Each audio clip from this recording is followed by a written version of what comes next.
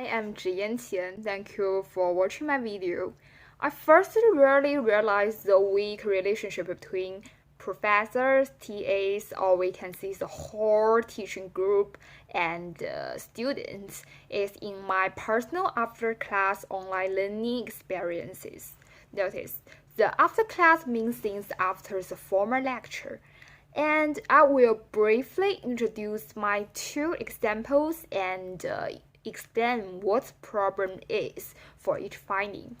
Firstly, this is my biological essay writing.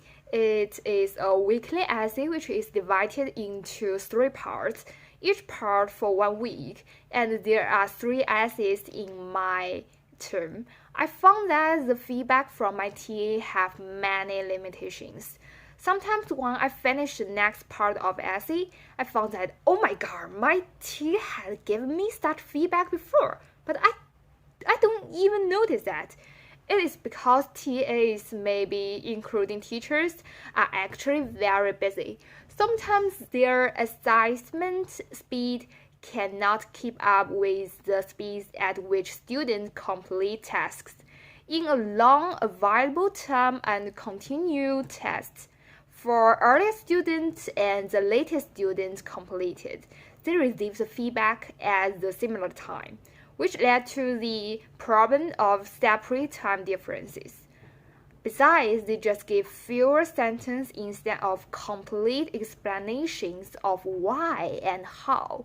It is very confused for me, a freshman, and it is no need to mention what that means for high school students. Secondly, I found that the relationship between professors, TAs, and students is very weak. Maybe some of you will argue that no, we have office hours, we have FSGs, tutorials, and even we have emails. That's your problem not using them. But the efficiency of this method is very, very low. Some TAs cannot provide specific help for key ideas and difficulties that people have. It should be highlighted that things like tutorial is set up for our students. This should help to solve what students really want to solve, and instead of being a PowerPoint reader. It seems that after-class support is so limited. Based on my ideas, I did a simple research. It was a questionnaire and collected data from my 68 schoolmates. Because of the limitation of collecting, samples are mostly Chinese freshmen at University of Toronto Scarborough.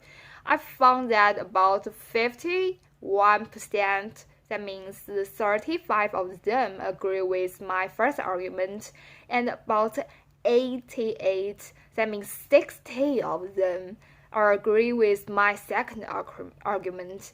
And there was an interesting phenomenon that not even needing me to further introduce my project, people who completed the questionnaire often directly share their bad experience after class with me. It might mean that there are many more problems in our daily life that I didn't mention above.